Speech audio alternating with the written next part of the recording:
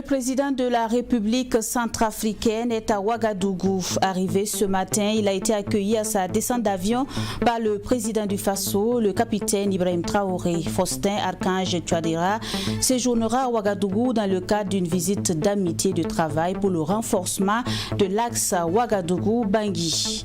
91 acteurs du ministère de la Justice et des Droits humains décorés pour services bien accomplis en faveur de la nation burkinabé. En procédant à la décoration, le ministre Edasso Rodrigue Bayala a invité les récipiendaires à maintenir le cap. Et puis, Monseigneur Laurent Biforé Dabiré est nommé archevêque de Bobo-Dioulasso. Il succède à Monseigneur Paul Ouedraogo qui occupait cette fonction depuis 14 années. C'est une nouvelle étape donc pour Monseigneur Dabiré, connu pour son engagement en faveur de l'unité et de la paix.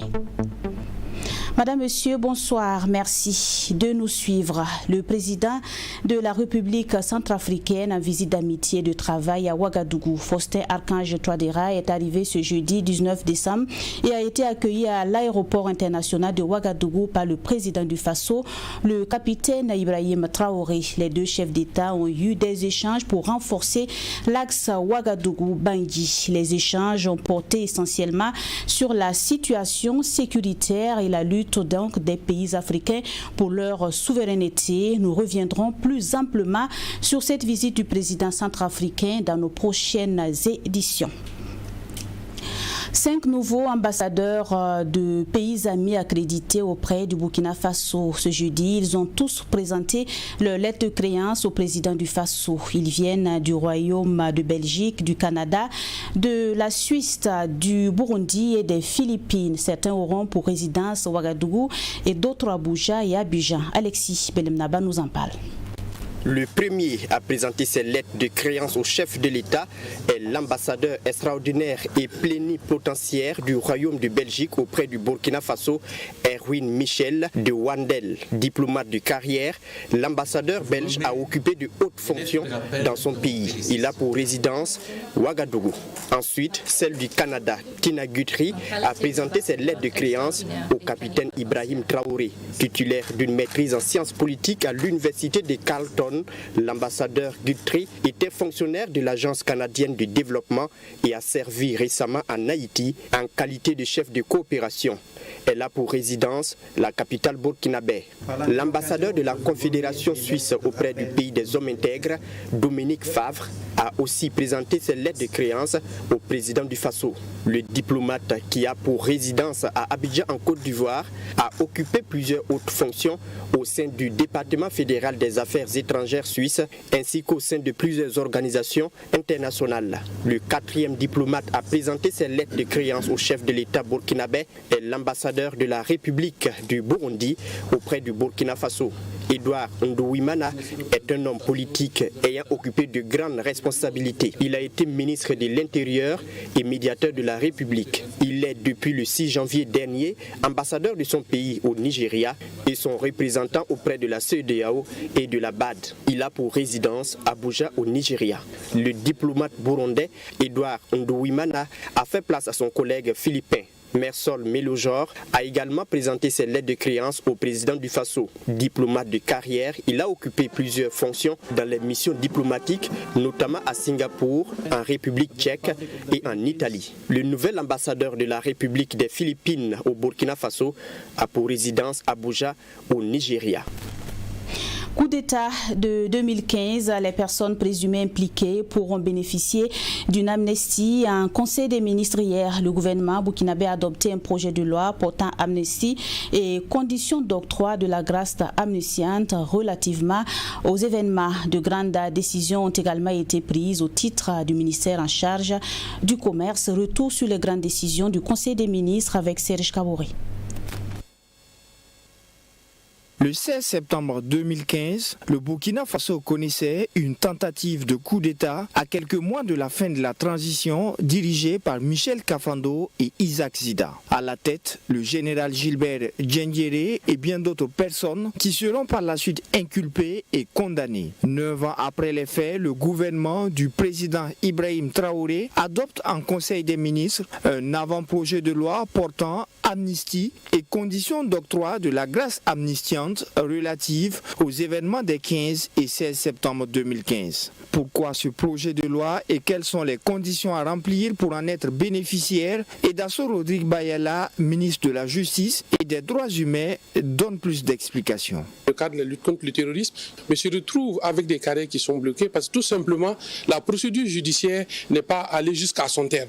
Et ces personnes bénéficient toujours de la présomption d'innocence, mais se voient pénalisées parce que tout simplement la procédure judiciaire n'est pas conduite à son terme. Le contexte particulier que nous vivons, qui est marqué par la lutte contre le terrorisme, laquelle lutte fait appel à l'ensemble des énergies, des intelligences et des forces, il était nécessaire de prendre en compte l'engagement patriotique et le sacrifice qui est consenti par ces personnels-là et de leur offrir l'amnistie et la grâce amnistiante à travers ce projet de loi.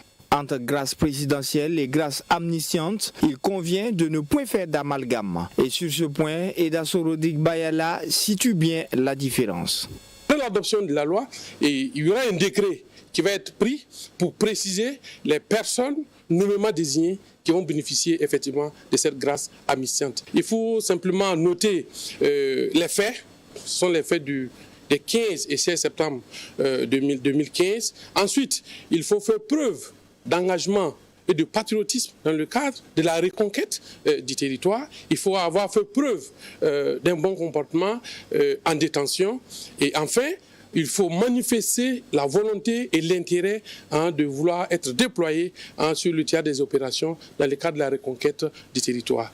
Pour ce qui est du ministère de l'Industrie, du Commerce et de l'Artisanat, le Conseil a aussi examiné et adopté un rapport relatif à 2 décrets. Le premier décret porte sur l'approbation des statuts particuliers de la Chambre de commerce et d'industrie du Burkina Faso. Quant au deuxième décret adopté, il porte sur la dissolution de la Chambre consulaire de la Chambre de commerce et d'industrie du Burkina. Le ministre Serge Poda est revenu sur la nécessité de l'adoption de ces lois qui permettront de recadrer les missions de la Chambre de commerce et d'industrie.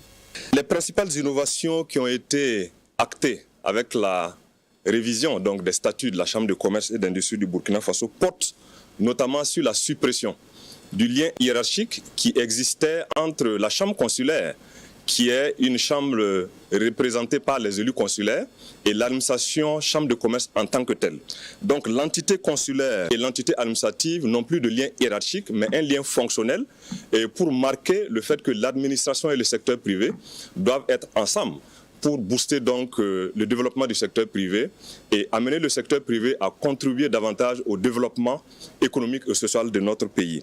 À l'issue de cette première séance du Conseil des ministres du nouveau gouvernement, Rimtalba Jean-Emmanuel Ouédraogo, Premier ministre, a déclaré que l'année 2025 constitue une année charnière. La mise en œuvre des politiques et des différentes actions déclinées par le chef de l'État doivent connaître une accélération significative afin d'apporter des réponses aux attentes légitimes des populations et surtout accompagner la réinstallation des populations. Et puis, comme annoncé en titre, le Burkina Faso a un nouvel archevêque. Il s'agit de Monseigneur Laurent Biforé Dabiré. L'annonce de sa nomination a été faite ce mercredi à la cathédrale Notre-Dame de Lourdes de Bobo-Dioulasso. Le nouvel archevêque succède à Monseigneur Paul Ouédraogo, qui occupait cette fonction depuis 14 ans. Hors du pays en ce moment, la messe de son installation sera donc célébrée le 2 février 2025. Nous en parlons avec Michael Tougri. Monseigneur Laurent Biforé Dabiré est désormais l'archevêque métropolitain de Bobo-Dioulasso. Monseigneur Laurent Dabiré, évêque de Dori, président de la conférence épiscopale Burkina-Niger, remplace Monseigneur Paul Yamboaro Ouédraogo, qui avait fait la demande au Saint-Père de le relever du gouvernement pastoral à ses 75 ans. Une disposition du droit canonique, Monseigneur Paul Ouédraogo aura passé près de 15 ans à la tête de l'archidiocèse de Bobo-Dioulasso. Les 75 accomplis, je n'ai pas eu de réponse, je continue de travailler. Les 76 accomplis, je continue de travailler, puisque je n'avais pas encore de réponse. C'est dans la 77e année, et aujourd'hui, que j'ai la réponse. Et donc moi, je ne peux que remercier le Seigneur d'avoir donné suite à ma demande. Bon, d'autant plus que c'est vrai, il y a l'âge, il y a l'état de santé. Donc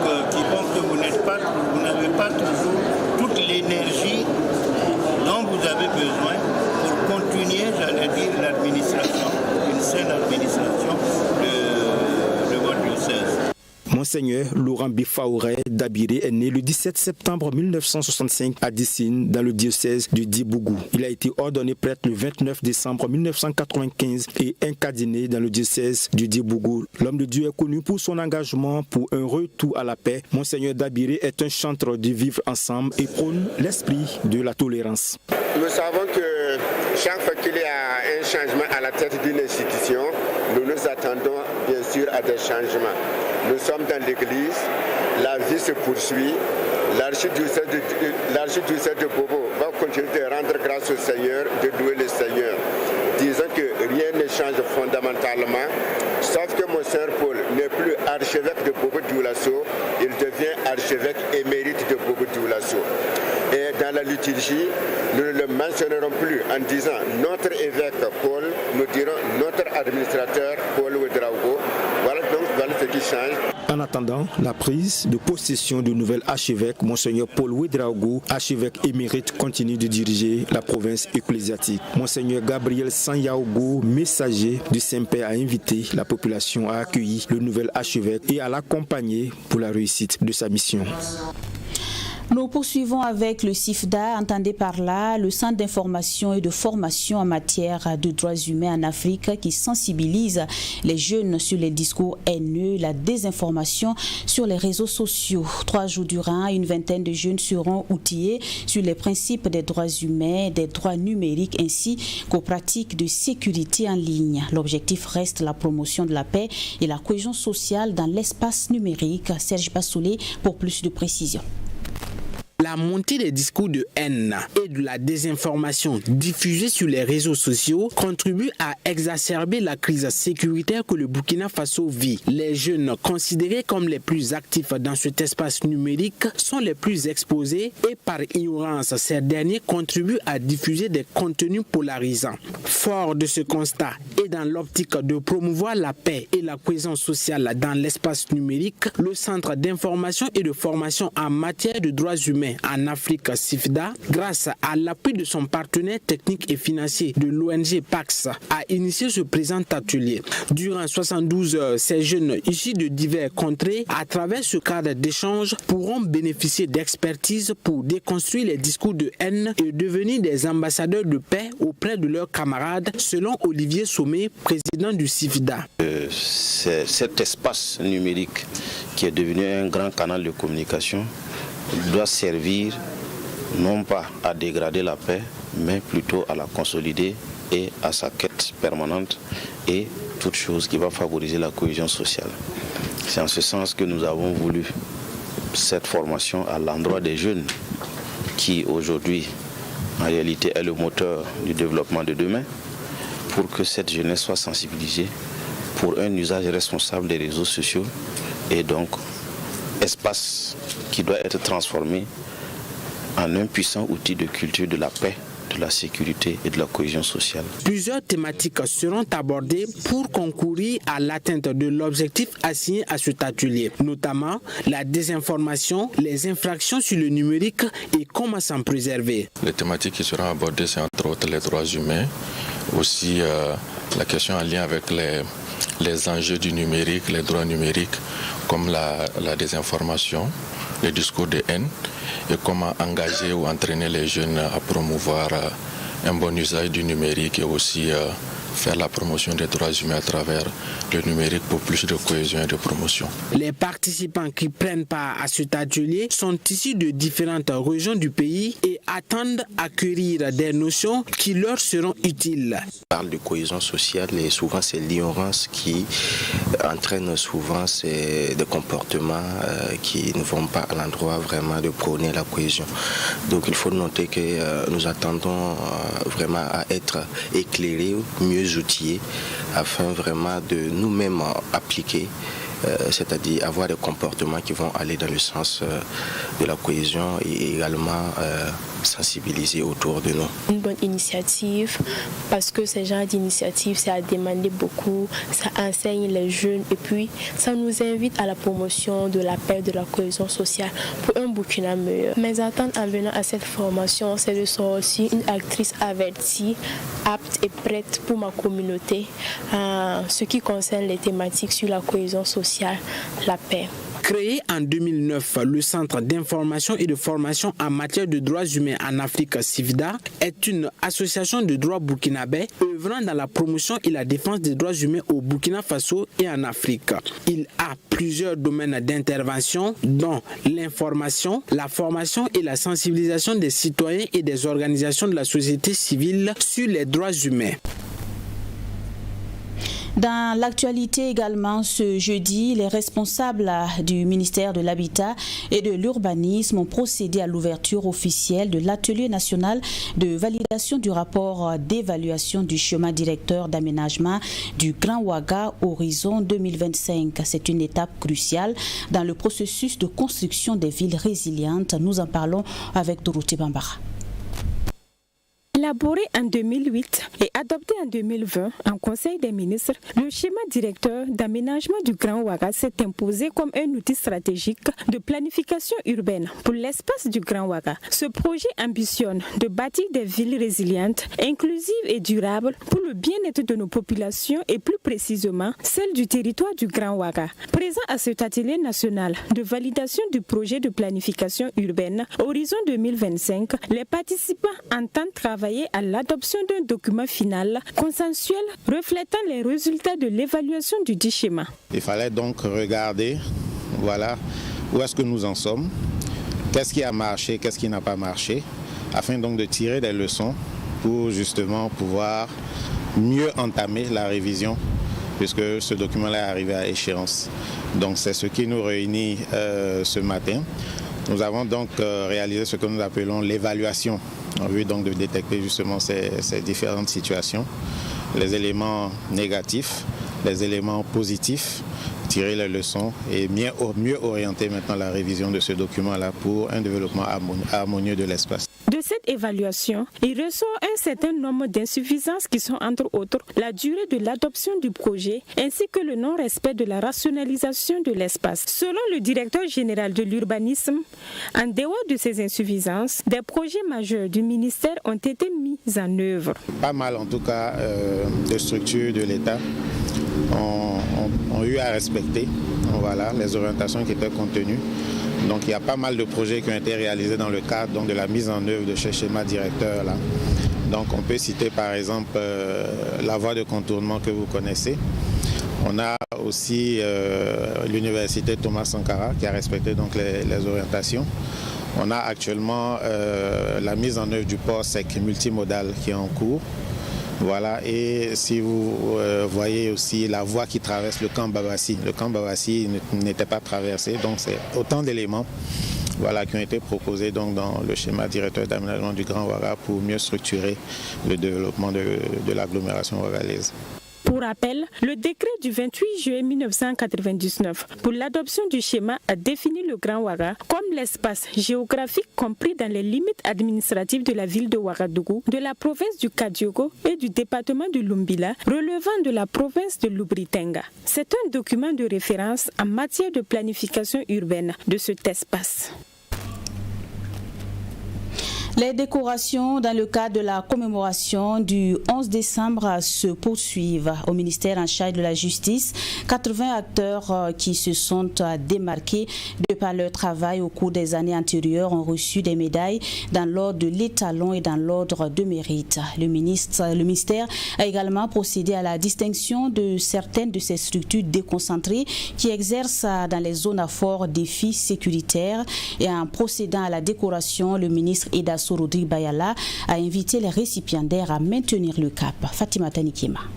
Au nom du président du Faso et avec le pouvoir qui nous sont conférés, nous devons commander le corps de l'État. Comme elle, ils sont 90 autres agents qui se sont illustrés dans le domaine de la justice et des droits humains. L'État a donc reconnu leur mérite ce 18 décembre 2024 en les décorant dans plusieurs ordres. Il s'agit de 22 acteurs dans l'ordre de l'étalon, 23 dans l'ordre du mérite burkinabé et 46 dans les ordres spécifiques justice et droits humains. La particularité de la cérémonie de cette année 2024 tient à la distinction de certaines de nos structures déconcentrées exerçant dans les zones à fort défi sécuritaire. En effet, nous avions voulu distinguer particulièrement chacune et chacun de ces agents. Mais la contingence faisant, nous a paru pertinent, faute de pouvoir distinguer individuellement, de reconnaître le mérite de ces structures. Selon Edasso Rodrigue Bayala, les élus du jour ont été choisis grâce à leur qualité professionnelle et grâce à leur contribution aux actions du département de la justice et des droits humains. Les récipiendaires, eux, sont partagés entre sentiment de joie, de reconnaissance et le désir de redoubler d'efforts. C'est un appel à faire plus. Parce qu'une fois qu'on te décore là, ça t'amène à dire que la nation t'a valorisé, à toi en retour aussi de faire en sorte que la nation puisse travailler pour que toujours la nation puisse reconnaître que le mérite qu'on t'a donné, que ça, tu le mérites. C'est moi qui porte la médaille, mais elle est destinée à l'ensemble de mes collaborateurs qui m'ont accompagné tout au long de ces 20 années, 23 ans de service. Et en plus, avec la sécurité actuelle, et pour promouvoir et protéger les droits humains, c'est un peu difficile. Mais nous essayons quand même d'orienter, d'écouter les citoyens, de les orienter et de poursuivre pour qu'ils puissent rentrer dans leurs droits. C'est aussi une interpellation à poursuivre non seulement l'élan, à faire preuve de loyauté, de détermination, d'abnégation dans le travail quotidien pour l'amélioration des performances du ministère. Donc, que la hiérarchie décide expressément de traduire cette reconnaissance par une distinction, on ne peut qu'être heureux. Ils ont tous saisi l'occasion pour traduire leurs remerciements à l'endroit des familles, collaborateurs et premiers responsables. Notons que parmi les récipiendaires dans l'ordre de l'étalon, il y a 3 qui ont été faits commandeurs et 2 officiers. Activités similaires au ministère de l'Énergie, des Mines et des Carrières, ce sont 134 agents qui ont vu leur mérite reconnu au titre de l'année 2024. Et pour décerner les médailles aux récipiendaires, le ministre Yacouba Zabrigouba avait à ses côtés la ministre déléguée chargée de la coopération régionale. Suivons. L'instant est solennel au ministère de l'Énergie, des Mines et des Carrières. À ces lieux, le ministère est reconnaissant envers 134 personnes physiques et morales qui se sont illustrées durant cette année 2024. À cette occasion, ils reçoivent les distinctions de divers ordres. En effet, on y trouve 12 dans l'ordre de l'étalon, 22 dans l'ordre du mérite burkinabé, 32 pour agrafe mines et carrières et 68 pour agrafe énergie. Tout comme les autres années, la cérémonie de décoration de cette année 2024 concernera aussi bien les distinctions dans les ordres nationaux que dans l'ordre du mérite du commerce et de l'industrie, avec agrafe énergie et agrafe mines et carrières. La création des agrafes et le nombre de médailles décernées traduit sans nul doute l'importance grandissante que les plus hautes autorités accordent à notre département. Une importance, faut-il le rappeler, qui est liée au rôle que jouent ces acteurs dans toutes les chaînes de production et de création de valeur ajoutée pour l'amélioration continue des conditions de vie de nos braves populations. Dans l'ensemble, ces distinctions sont bien accueillies par les récipiendaires qui estiment qu'il s'agit d'une invite à redoubler d'ardeur au travail. Je profite de votre micro pour remercier les plus hautes autorités de notre pays pour avoir reconnu ma modeste contribution à l'édification de la nation. Je pense que c'est l'occasion pour moi aussi de remercier ma hiérarchie qui a placé une grande confiance en moi en me proposant à cette décoration. Je remercie également l'ensemble de mes collaborateurs qui nous accompagnent et qui abattent un travail formidable au quotidien. C'est l'occasion pour moi de leur dédier cette médaille qui est la reconnaissance des mérites collectifs. C'est un sentiment de joie. Un sentiment de joie et au-delà de ce sentiment-là, c'est également une invite à redoubler d'efforts au travail et aussi de regarder en avant pour mieux faire. C'est une invite à l'ensemble des 134 récipiendaires, une invite à redoubler d'ardeur au travail, à aller toujours vers de l'avant, à être des exemples, n'est-ce pas, pour ceux qui n'ont pas eu encore la chance d'être décorés. Cette décoration représente pour moi vraiment une grande reconnaissance au niveau de ma hiérarchie, voilà, qui m'ont fait cette distinction. Je les remercie et je rends grâce à Dieu vraiment pour cette journée. Vraiment, elle est mise à part pour moi et je remercie à tous mes collègues. C'est une récompense après 34 ans de service et bientôt à la retraite. Donc je ne peux que remercier la hiérarchie, remercier les autorités, remercier les collègues et ma famille qui m'ont aidé jusqu'à ce niveau. Et à demander aux plus jeunes que nous d'en faire la même chose, l'abnégation, le travail bien fait. Le ministre de l'Énergie, des Mines et des Carrières n'a pas manqué de traduire sa reconnaissance aux travailleurs de son département appelés à faire valoir leur droit à la retraite après plusieurs années de service. Il a par ailleurs présenté par anticipation ses vœux à l'ensemble du personnel du ministère de l'Énergie, des Mines et des Carrières à l'orée de l'année 2025. Et c'est tout pour cette édition. Merci à vous qui l'avez suivi. Bonsoir.